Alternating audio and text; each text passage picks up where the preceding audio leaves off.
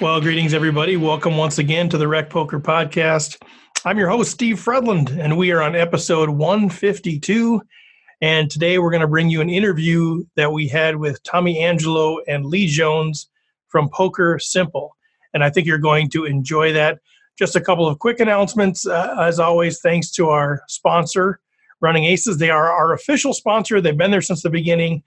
Thanks to them. And their players of the week this week, Tim Ross with a nice 38 points, Jay Brousseau, Rick Keister, and I somehow got in there again, fourth place, even though I didn't play the last half of the week. I managed to hang in there with a good start to the week, and I got fourth place. A couple of things coming up. The first thing, please mark your calendars. Come to it if you can, if you're around Minnesota. Next Monday night, October 28th, we are doing our first meet and greet. We're doing it at the Oedipals, that is Oedipals, the brewing company in Minneapolis. We got all the information out on the website, but we're going to start gathering around 5:30. We're going to do a recording of the podcast from 6 to about 7 o'clock, and then we're just going to hang out, watch some Monday Night Football. If you're a member of our community, you'll get buy one, get one on your first round. And so just going to kind of hang out and get to know everybody and just spend some time together. So that's next Monday, October 28th. Before that, on Wednesday night, October 23rd, we have Chapter 4 of our book study. We're going through Andrew Brokos's book, Playing Optimal Poker.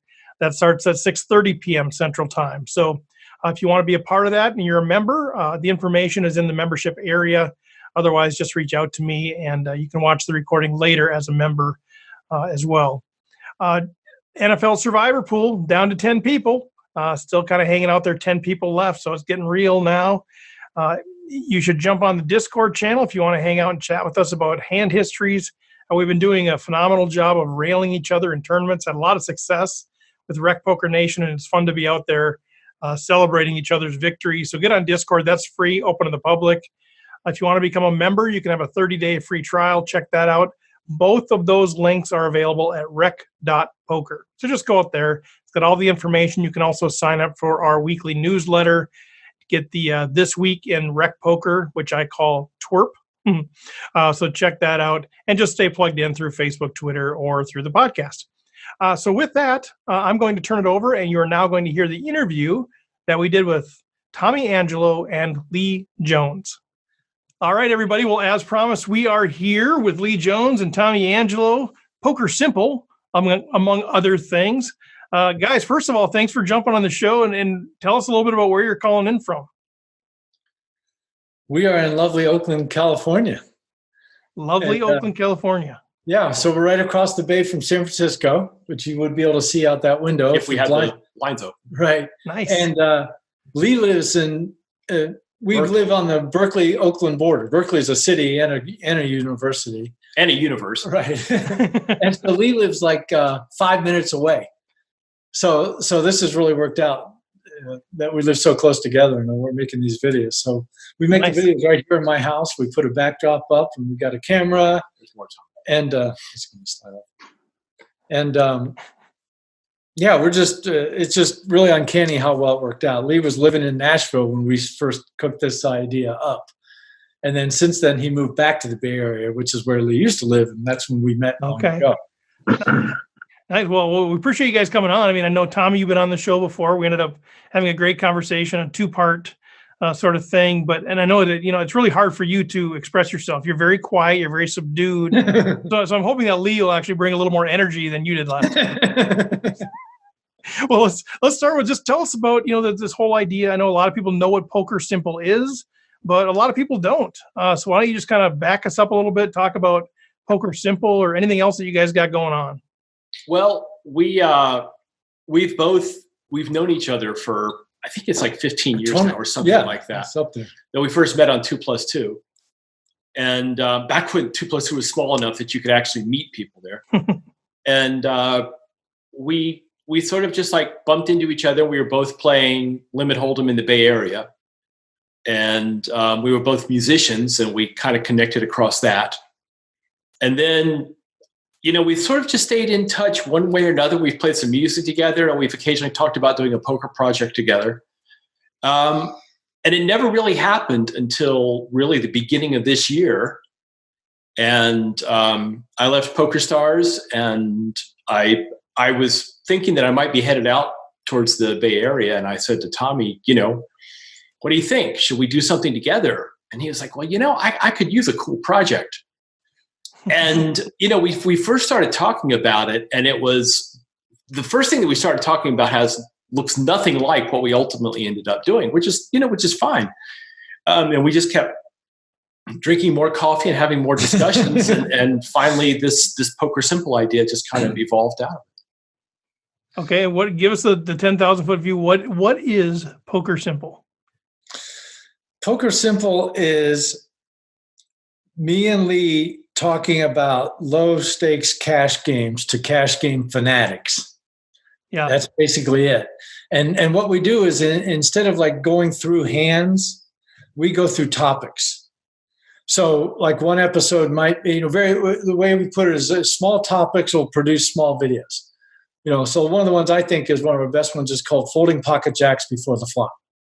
So we talk about just that, right? And we got one that we're going to record tomorrow on, I forgot. Well, we're going to record several tomorrow, but like bankroll. Okay. Mm-hmm. So the topic of bankroll, it's not a topic that it gets written about now and then, but it isn't really discussed specifically for people playing 1-3 and 2-5. How do you manage bankroll when you're just basically maybe going session to session? You got 5 wins going. Do you save that for poker? Do you spend it on the TV? These are like real life issues that come up for real players. And so we're really taking a look at all these different angles of poker. Most of everything we've done so far has been strategy. No. Yeah. Like 6 out of 6 have been strategy. Now we're just branching off into some of the other topics. But I would say that a good description of our audience is serious amateurs. Mm-hmm. Yeah. Like, please don't watch us if you think you're going to crush the Germans. But just a blanket statement, all Germans. Right, all Germans. Yeah. But, the Germans we mean, right? But in general, the thing is that 99.9% of poker players are not playing against the Germans. So we are addressing those players and saying, if you are playing in a 1-2, a 1-3, a 2-5 game, and honestly, some 5-10 games, these are things that we believe can make you improve your results in any of those games. Mm-hmm. Yeah, and I love that. And the premise, you guys basically, you get together, you talk about these topics, then you've just been putting them out on YouTube for free, right? Anybody can grab these things? Yeah. Yep. So what's the channel? Is it a PokerSimple channel, or what's the channel on YouTube? It's a YouTube channel called PokerSimple. And if you search for PokerSimple, one word, and either one of our names, you'll get there right away. Yeah. I guess it's hard to describe it. It's sort of like describing a movie. It's like you can talk about the plot and everything, but once you watch 5 minutes of the movie, you got a real good sense of what's going on. Yeah, you'll figure out what we're up to. Yeah, and that's kind of how these are. One thing we learned is that at the beginning we were recording them, and we'd re-record, and they were like we were getting overly scripted. We'd have this nice outline of material. Oh yeah, we want to say this. You say this. You say this. And what we learned painfully was that we are not actors at all. We did the editing. We edited it all down. We showed it to our wives, and they said, "You may not release this on the internet." Yeah, this cannot leave the building, is the way my wife put it. Right. And so what we learned was the very, very first shoot we did was Lee came over. We sat his phone on the table, and he had a hand he had just played, 9-8 of clubs, and we just talked about this hand, and it was so spontaneous. And I was like, at one point, I was like, how could you play so bad? You made this terrible. It was really funny conversation, right? But it was really lively and authentic. And then what we realized is that's the way we do our videos, is we figure out our topic, we figure out a couple bullet points, and then we just roll tape and we talk. And so spontaneous stuff comes up during the conversation. And it's just a really lively way to attack some of these topics. And then in the editing room, we can cut all the minutes of blah, blah that made no sense whatsoever. And we end up with a pretty tight video that's like 8 to 10 minutes long. So I like that you said it was a really fun conversation when Lee comes over and he says, here's how I played 9-8 of clubs. And you say, how can you play so terrible? So from your perspective, it sounds like a really fun conversation. I'm not so sure from Lee's perspective. It's a fun conversation. I've butchered plenty of hands in the past. Exactly. Hands in the future. It's like if this was one hand that I butchered, it's like one of many. Right. Yeah, that's. I actually had an episode that I just called Steve Butcher's King Jack of Spades or something like that. So exactly. And I think that's how you learn, right? That's how you learn, sort of, have that dialogue around it and just be authentic, be open, and say we all make mistakes, but here's what I was thinking. And I think Rob maybe has something to ask here. Sure. No, I don't have anything to ask. I've watched all the videos so far. There's 6 of them, 6 episodes so far. Yep. So I subscribed, I liked, I did all those things you wanted us to do. Good job. Thank you. Yeah. Super. They're really fun to watch. I mean, the way you guys interact, I think is really, really awesome. Good. Cool. Well, it's actually reminds me a lot of you guys. I mean, it really is. It's kind of like we're in this together to learn. Yeah. Yep. We're all working together, right, to help. And so a lot of the stuff we throw out there, it isn't like, hey, you should go do this and you're going to make money. It's like, hey, if this is a problem you have, try this. Maybe it'll help. Yeah, and that's one of the things that we keep hearing from all the different people that we interview is, one of the great ways you can learn is learn in the context of community, wrestle with it, talk about it, have the discussion, be open and authentic about it. And that's what you guys are doing. And I think, Rob is one of our stalwarts here. And I think, his endorsement goes a long way for all of Rec Poker Nation. So I would say, if Rob thinks it's good, all of Rec Poker Nation should be liking and subscribing. Because what Rob says kind of goes. Subscribe. Yeah. What Rob says kind of goes in Rec Poker Nation. Right. You're like the second fiddle to Rob. Is that? Oh my God! No, I'm not. There is no second fiddle to Rob. Well, let's talk a little bit about. I want to get into a little bit of strategy, if you don't mind. Sure. And I know you guys are generally talking about low stakes cash games. We're generally talking about live tournament play, lower buy-ins. Obviously they're different, but there's similarities. Mm-hmm. And one of the things that we've been talking about a bit this month is, playing small pairs, playing mid pairs from early and middle position. Mm-hmm. And obviously that changes a bit in tournaments because your stack size changes throughout the course of a tournament. But I'm just going to kind of throw that out there as a wide open topic. I know that's super wide. It's, it's several weeks of conversation, but just from your perspective, like what are some of the things that as recreational players, or I forget what the term is that you used for sort of serious amateurs, how should we be thinking about those things in general principles type of terms? You first? Okay. It's all about stack size. Okay? I was going to say that. Hey, cool. I got it right. It's all about stack size. Basically, I don't play a lot of tournaments, but I watch a lot of tournament poker, and I see people that are playing tournaments. And the thing about small pairs is that they are really valuable if they are getting the right price to flop a set. Okay? And the problem is that if you're trying to play them in early position and you see people limping in with their pocket sixes or whatever, and then there's a raise, and now it's come back around and they're having to call a raise. If you're playing in a cash game and everybody's on 100 or 150, 200 blinds, that's fine. Because you're getting the right price you have the right implied odds to try to spike a 6. But quite often in a tournament, maybe you start off with 100 blinds, but very quickly, particularly in the lower stakes tournaments, you're down to 50 or 40 or 30 blinds, and you just are not getting the right price to call a raise and try to flop a set of sixes. And I see people all the time bleeding off significant portions of their stack. So for instance, let's say that you have 30 blinds and you call and you limp in for 1 blind, and then somebody raises to 3 big blinds, and now you call. Well, you've just invested 10% of your stack trying to spike a 6. And you can't afford to do that. That's just an investment that you can't make when you're on 30 blinds.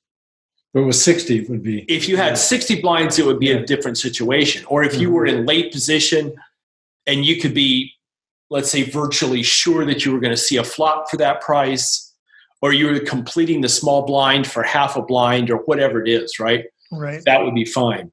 But I see people that it's like, well, if I fold here and then a 6 comes up on the flop, I'm going to hate my life. Right, and that's what it is. Yeah, I think it's FOMO. I think it's regret. I think that's what people are doing it for because that's just time I folded 6s and a 6 came. Yeah, right, and that's just the price that you pay for having 30 blinds and being in early position that you just can't limp in with your 6s and see what happens. And I know there's a lot of it depends sort of involved, like how many players in the pod and the effective stack sizes of everybody. But do you have sort of a general guideline of where that changeover? You kind of mentioned 30 and 60, but is there sort of a guideline? Yeah, Tommy can do that kind of a guideline.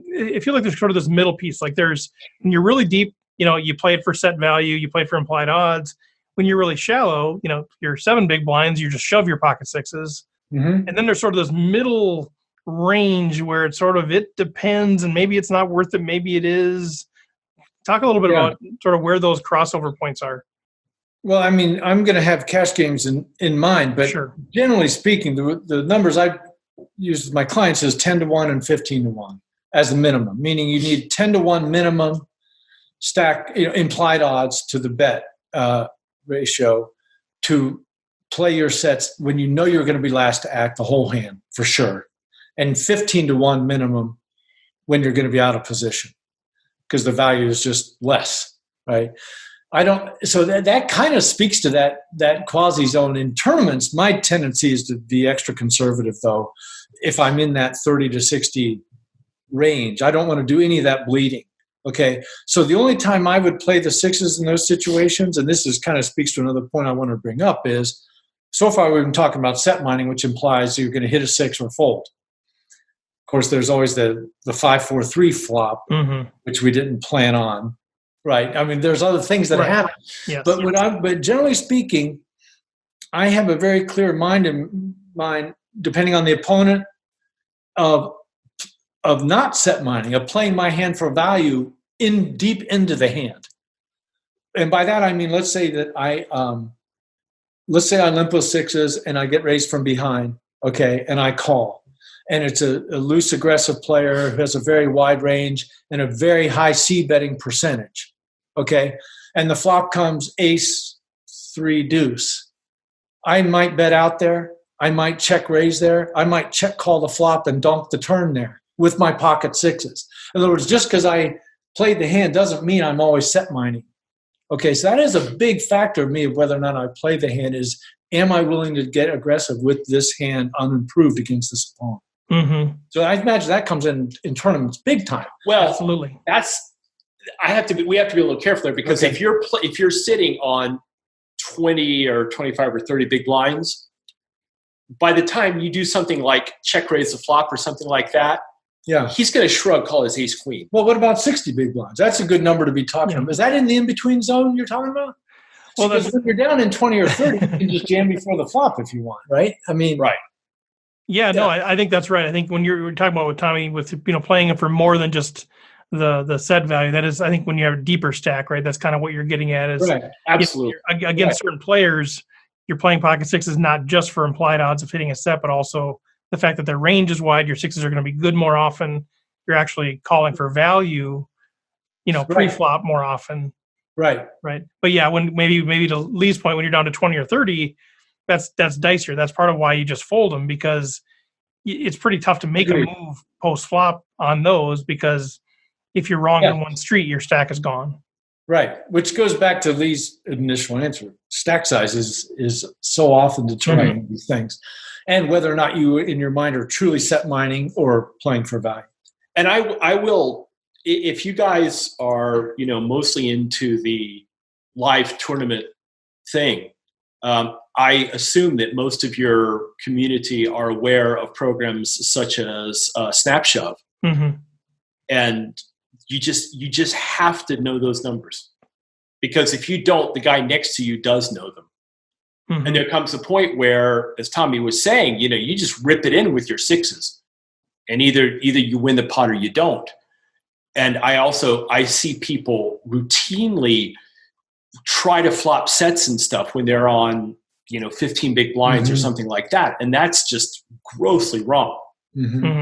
So the point is, there comes a point where you're just going to bomb it in with your 6s, And so I guess I would say that there's kind of, you talk about these small to medium pairs, there's 3 different regimes. There's when you're going to shove with number of blinds for your stack size where you're going to shove with them, a stack size where you really have to fold them, and then a stack size where you can think about set mining them or becoming a little creative with them. Right. Would you agree with that? Yeah, I do for sure. I don't know, Chris, Rob, John, do you guys have anything to add to that? No, just that if you listen to your episode on folding pocket jacks pre-flop, this is all the same things that you were saying about pocket jacks, about middle pair. Oh, yeah, when you know they have aces, kings, or queens. Right. Yeah, but this is a different situation. The pocket jacks episode was about when you have good reason to believe that you're up against a bigger hand. Yeah. Yeah, but you're also talking a lot about the stack depth that where you could actually set mine, even if somebody does, based on your position. If you feel that you're not going to get 4-bet or you're not going to get, or you're closing the action, if you have enough implied odds because of your stack depth, you could potentially call with those jacks. Yes. Yeah, but or sixes in this case. Or Yes. sixes. Right. Yeah. And that's where the similarity, that's where I got that similarity. Yep. Yeah, we did touch on the same stack size concepts in there. Yes, sure. And you guys mentioned, I'm not sure which one of you, maybe it was Tommy, that a couple of times you referred to, I might limp call there.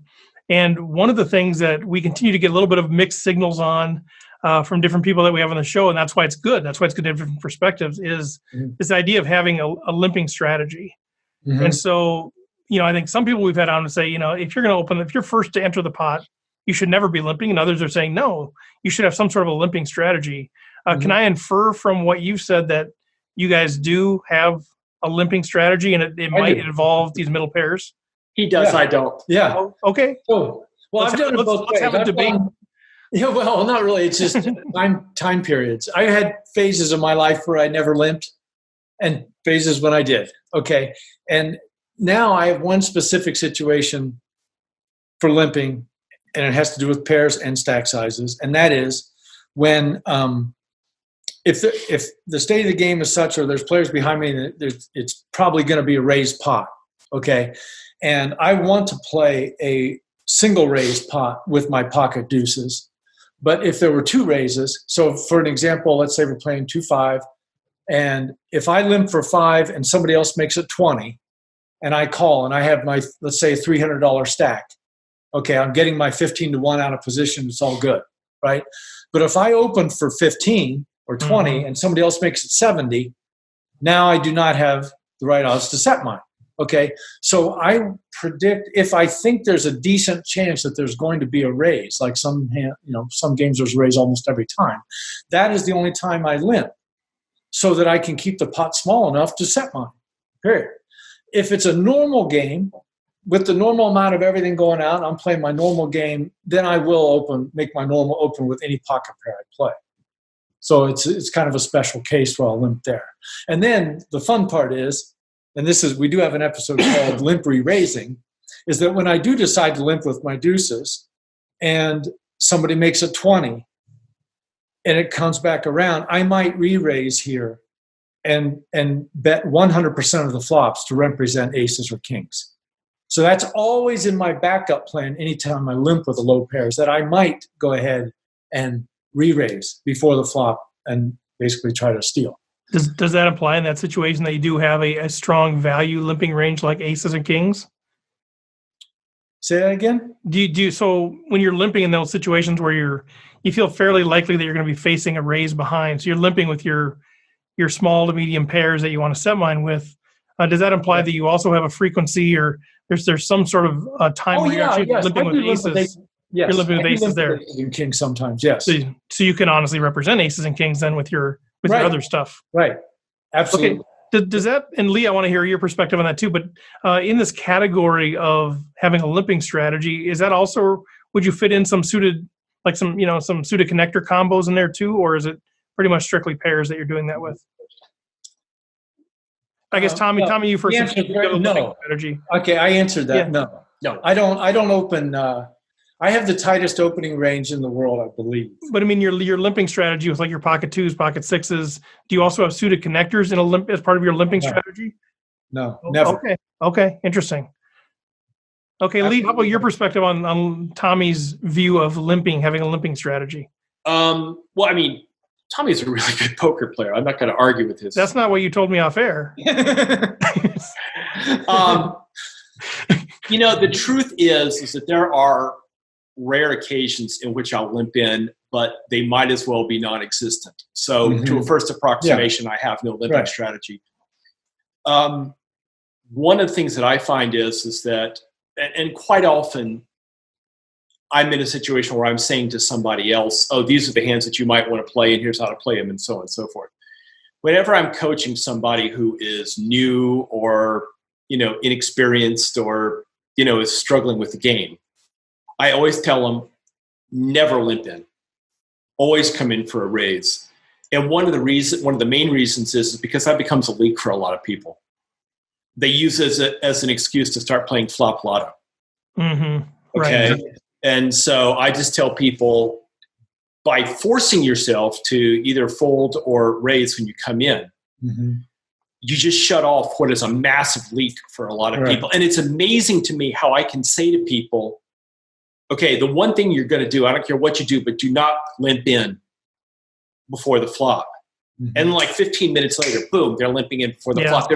There's something about the game that causes people to want to just put in the minimum and see if they hit the flop. So I feel that for most people, it's like, like when you first learn to ski, they tell you to snowplow all the way down the hill, right? Because that way you're not going to face plant. And it turns out that eventually you start doing turns, right? It might be correct to have a limping strategy, but I think for 99% of players, if they would adopt a fold or raise strategy before the flop, they would do way better. And you're saying it's not just because of the raises, it's because they're not going to limp in with Jack 9 offsuit. Exactly. Because it shuts off that leak, and I think it will in general cause them to play better. Right. That's it. That's an interesting take for sure. So it's the strategy behind the strategy is we're going to try to get you to be more selective in your pre-flop hands. Yeah. And by the way, you'll be making the correct play. And, and by the way, you'll be making the correct play because limping there's just rarely any good that comes from it. Right. Unless you really have thought it out. And like in Tommy's situation, is a rare case. You're thinking limp raise and here's my pocket pair and I don't want to get shut out of my set mining opportunities and stuff like that. That's not what those people are thinking. Right. No, No. Most 99% of poker players are thinking, ooh, maybe if I limp with Jack 9, I'll get a 10-8-7 flop, or I'll get a Jack 9-3 flop, right? But that's hoping. That's not planning. So in terms of kind of reconciling these two, so Tommy has a specific situation with a specific table dynamic where it makes sense to open limp with some small pairs. Yep. And, if you're not doing that, if you're deciding to open, to actually raise with those, there's some upsides that come with that. The downside is, once in a while, you're going to get re-raised off of a pocket pair. Right. So that's sort of, you're giving up that sort of equity piece of now having to fold pocket sixes. Yep. But what you're gaining is better hand selection. You're gaining some fold equity. You're able to balance, if you want to raise with your aces, those sorts of things. So gaining experience at just playing tough, aggressive poker. That part of it is breaking people out of their instead of passive, instead of being so passive. Right. Yeah. Right. When I sit down at a poker table and I see a bunch of people limping in, I'm like, good poker game right there. Oh yeah. Right. When I see fold, raise, fold, I'm like, table change. Yeah. Right.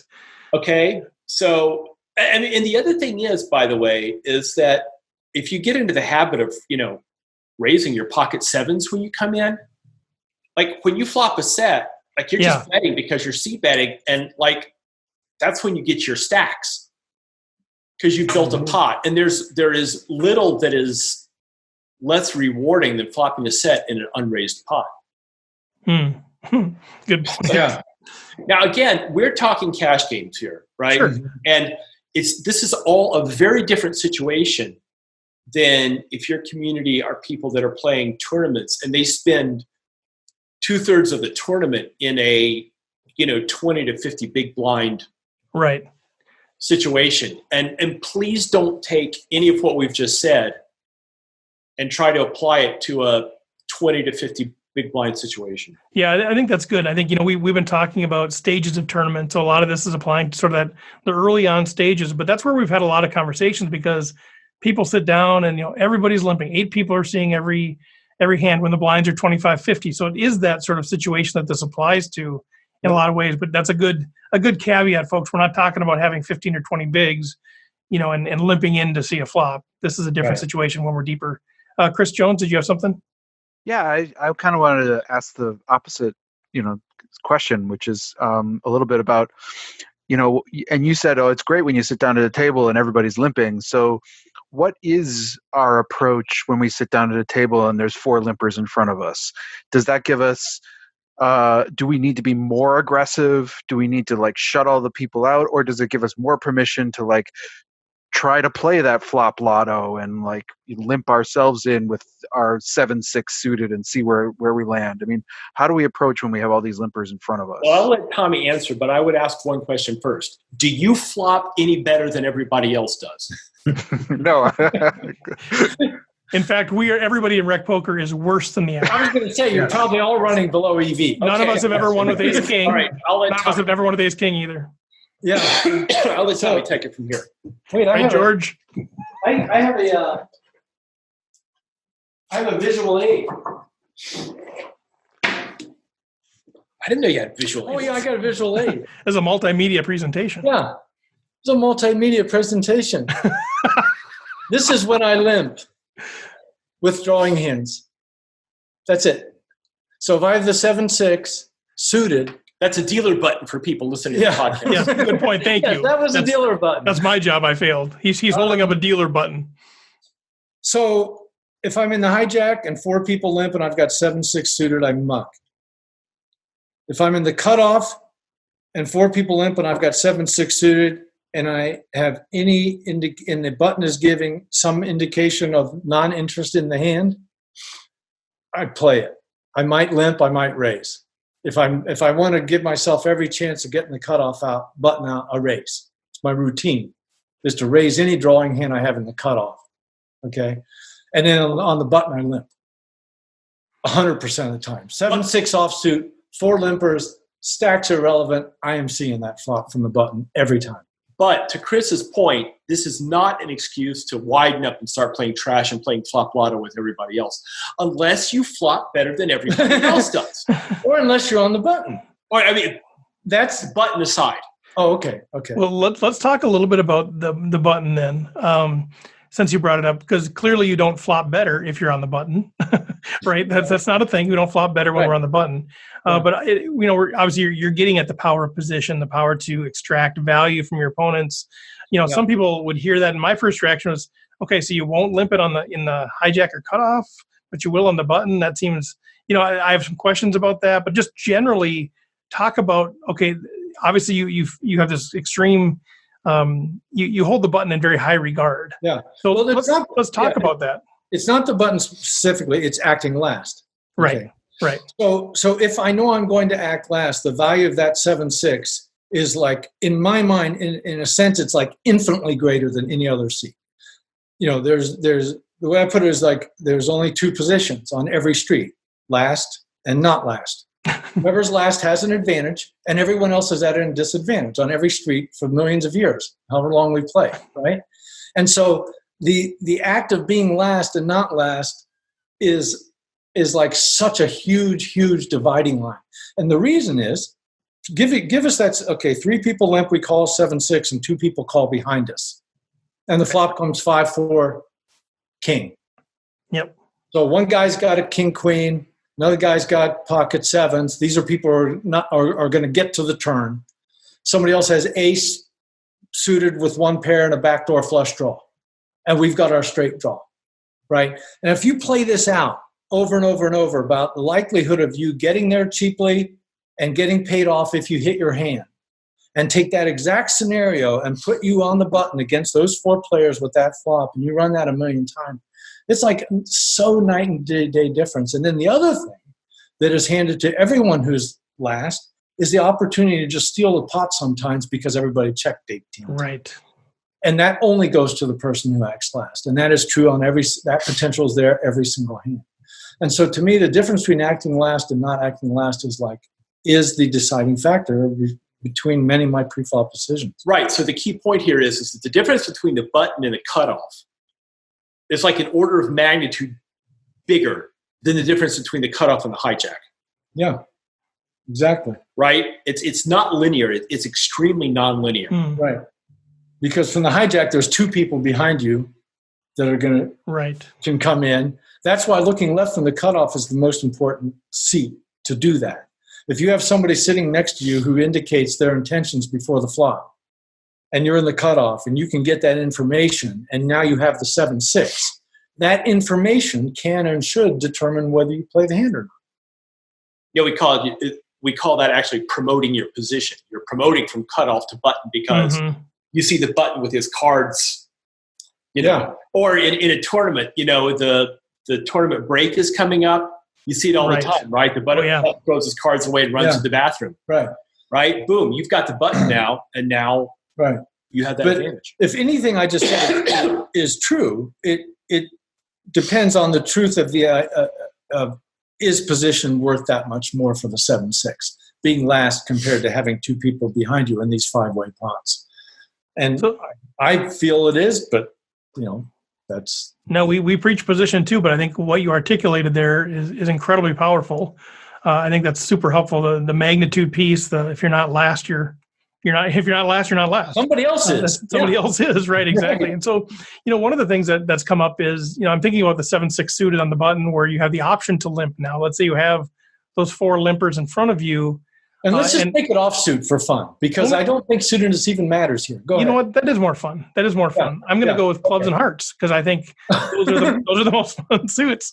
But you know, this idea of punishing the limpers comes into play. This idea of okay, well, why not raise here? Because you have some fold equity. Then you punish the limpers, and you still have position if you get called. I mean, those are things that have come up as topics of conversation. So, you know, kind of a fill in the blank here. Punishing the limpers is what? Well, the whole word punish implies that they did something wrong, that they, you know, they're just playing poker. I think that's a kind of a faulty, aggressive, macho attitude to take. Oh, we got to punish them because they play bad. They limped. They must be bad players. I look at it as like, okay, if I know they're bad players because they limped, then I want to keep the pot small and wait till I got something and give them a chance to hang themselves for a lot of money on the turn and river, right? I guess. That's good. I like that. But what if we think of it as not so much they're bad players, but just, you know, their hands aren't strong enough, so all they could do is limp. So I guess punishing is maybe the wrong word, but we want to kind of put them to the test. We want to apply pressure to the people one thing to consider is that if you have 7-6, you're not exactly punishing limpers with 7 high, right? I mean, if we think of this from a Sklansky Bucks perspective, like if I have pocket queens and a bunch of people limp and I make the pot bigger, then I'm making money like for every chip they put into the pot right here, right now. Because you have the best hand. Because I have the best hand, right? And so whatever happens post-flop, I profit right here, right now with my pocket queens.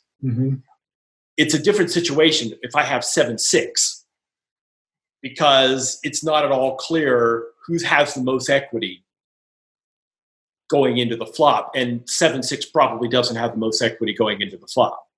So there's real value in considering, in thinking about, you know, I mean, that is aside things like, will it enable me to steal the pot on the flop? Right. Well, that's where the real value comes from. When I do raise with 7-6, it's because I'm setting myself up to see that, and you know, likely make money if these guys miss, right?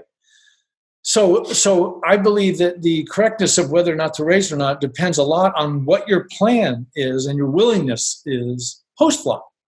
So if I'm playing against a bunch of really bad players who I would just as soon make something first rather than build a pot and then count on C betting, even though it's profitable, as where my profit comes from, right? But there's certainly nothing wrong with that.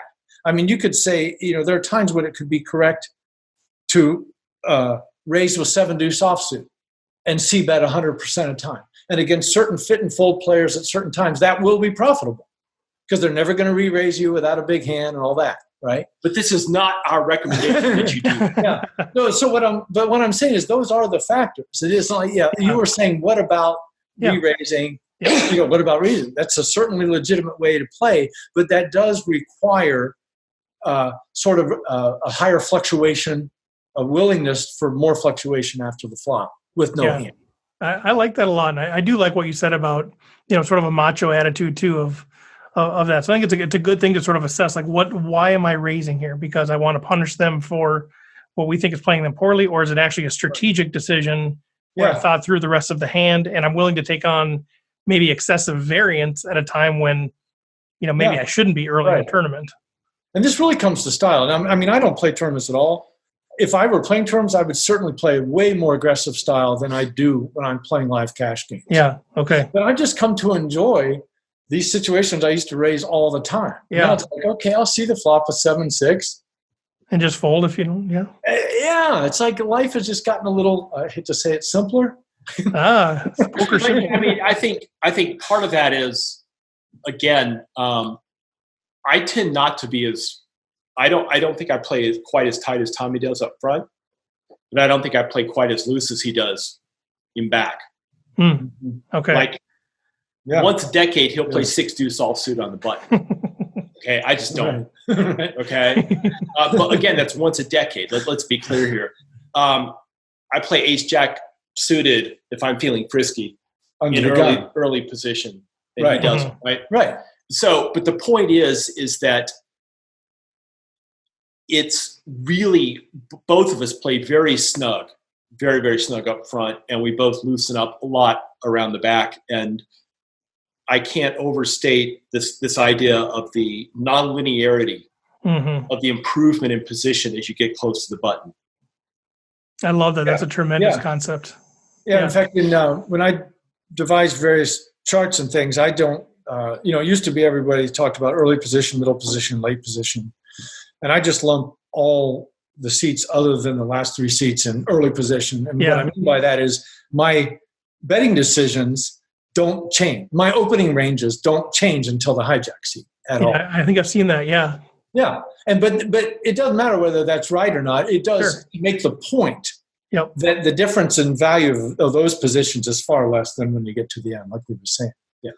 Chris, did you have something? Yeah, I kind of wanted to shift gears since we're talking to cash game specialists and talk a little bit about, I think there's other states like Minnesota out there that have this variant of called 2-100 spread. Have you ever played that before? We played spread games like that, yeah. Yeah, and I guess I'm curious because most of the had spread limit before they figured out how to break through the legal problems for no limit. Yeah, and so most of the content out there that you can find is either about limit games or no limit games. And I'm wondering if are there any strategic things that we should change when we're playing in a spread limit game? So what are those typical stacks and what are the blinds? It's a $1, $2 blind, and it's usually a $300 or $400 max buy-in. So stacks start at about $300 to $400. And the max bet is 100? Yep. So how often do you actually see, I'm going to engage for just how loose the game is, how often do you actually see hands where somebody bets 100 on the turn and gets called, and they would normally be betting 200 or 300 on the river, but they're forced to bet 100? Does that come up much? Yes, I would say it does, but in the later streets, definitely in the later streets. Yeah, that's what I mean. It does actually come up. Okay. I would say off the top of my head, and I have played very, very little spread limit. Okay, so please take this with a grain of salt. But the first thing that comes to mind is you better not plan any multi-street bluffs.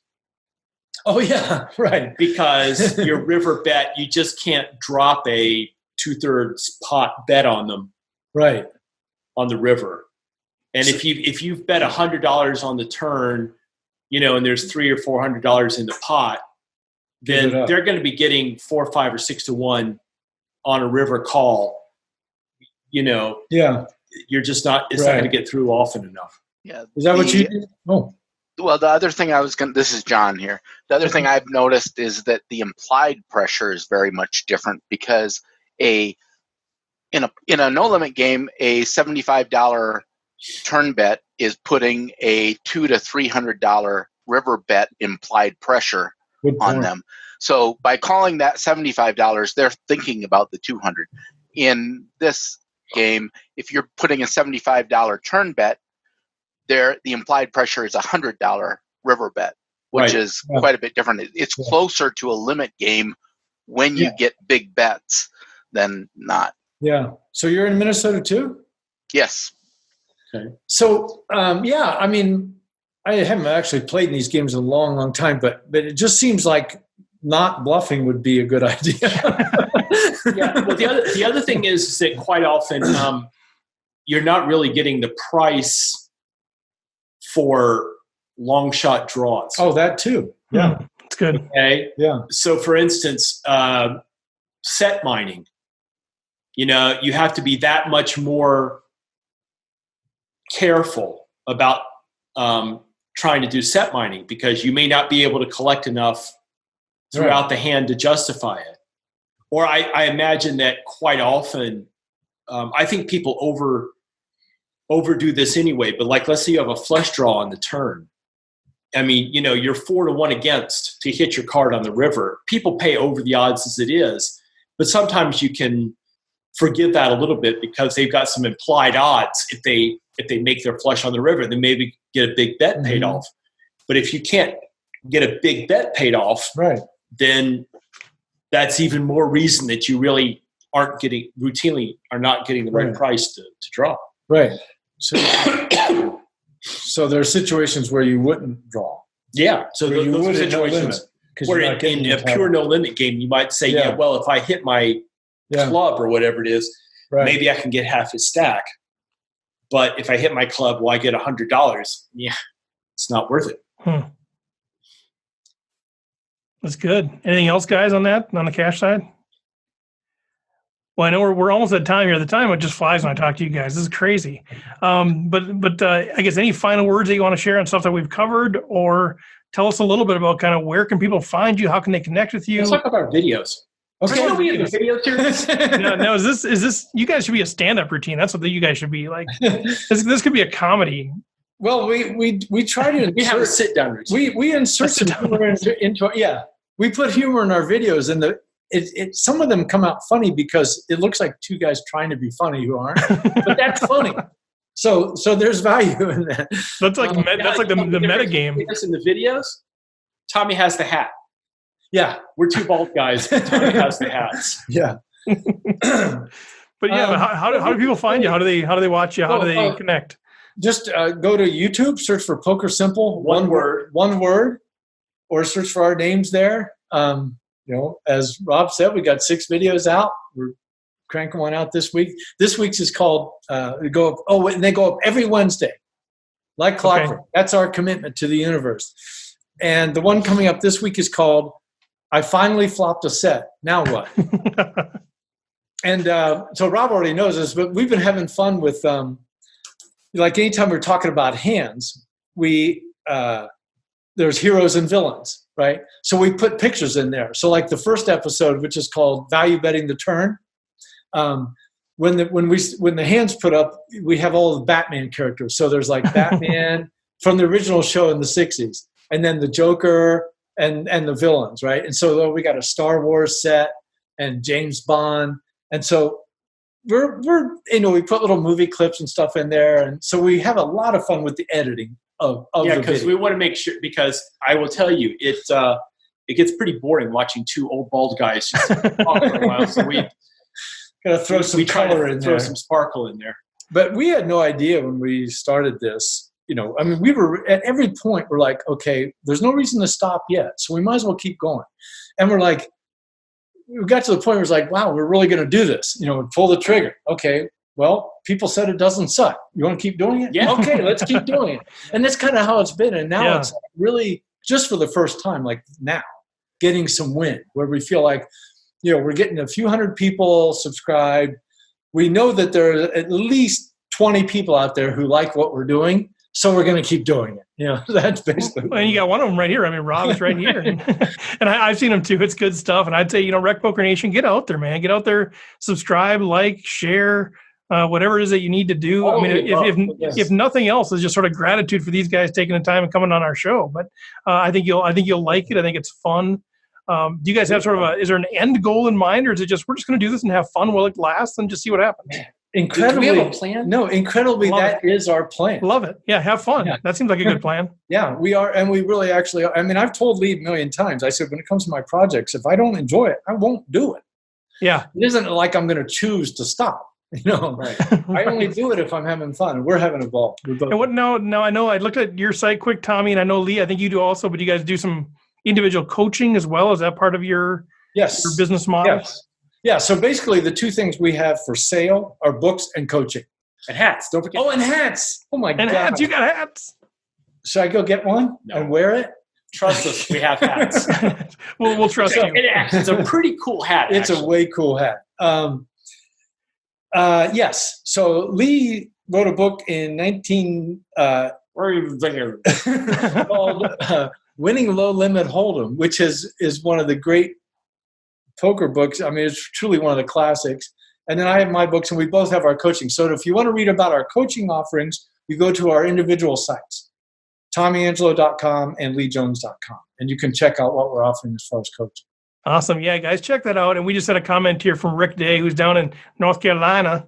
Rick says he's watched the first 4 of your videos, and they are very good. So we've got a non-Minnesotan validation on you guys as well. So nice. Where are you in North Carolina, Rick? Do you play out at Cherokee, or what do you do? He's just on the chat. So yeah, Rick, throw in the chat where you're playing. Yeah, Lee knows that area. Yeah, I used to live in Asheville. So Rick, I'm going to allow you to talk actually here. I don't know if you're hooked up to do it or not. Either chat or you're actually you can chat if you want Rick there as well. You'd have to. I'll unmute you. Oh, there you go. There you go. Hey, there you go. I'm in. He said, "How you all doing?" is what Rick said. I don't really understand what that means, but it's kind of like saying "use guys," I guess. But, use guys. Yeah. But I'm in Wake Forest, North Carolina, and just play mostly home games, bar tavern stuff.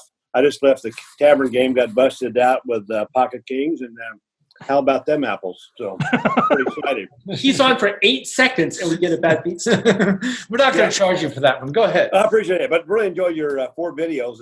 I like they're concise, 15, 20 minutes, bam, boom, and you get some good information real quick that I can apply to the home game. So nice. So it's a good deal. So enjoy it. Appreciate that. Thank you so much. Great. Yeah. All right. Feel free to leave comments at YouTube, and if you have any requests for topics, put them in a comment at YouTube under a video, and we'll see it. And we'll probably do it. Sure. Sounds good. We'll put the links. We'll put the links out for you guys out in our show notes. We'll make sure that Rec Poker Nation knows all about what's going on if they don't already. Cool. And man, appreciate you guys' time, and you're welcome on the show anytime. Even though you're from California, we still would welcome you on the show. Yeah, it's been great, and we love what you're doing. Thanks, man. All right, we'll take care. We'll chat later. Bye now. Right. Bye, guys. All right, everybody. Well, that is it. Thanks to Tommy. Thanks to Lee, Chris Jones, Rob Washam, John Somsky, Rick Day. Thanks for chiming in there. All right. Well, that's it for the interview. Thanks again to Tommy and Lee. It's always a pleasure to chat with those guys. Reminder, we got our meet and greet coming up October 28th, Monday night at Oedipal's, gathering around 5:30. We'll do a podcast recording 6 to 7, and then just hang out, watch Monday Night Football, have a few drinks. You're buy one, get one on your first round if you are a member of the Rec Poker community, even if you're a trial member. So it might be worth just signing up for the trial to get the free drinks. And then reminder, on Wednesday night, the 23rd, we have our Chapter 4 discussion of the Andrew Brokus book. With that, thanks again to Running Aces, our official sponsor, and thanks to all of you who've been engaged with everything we've been doing with Rec Poker. It's a fun community, and we appreciate you being part of it. We'll catch you next time.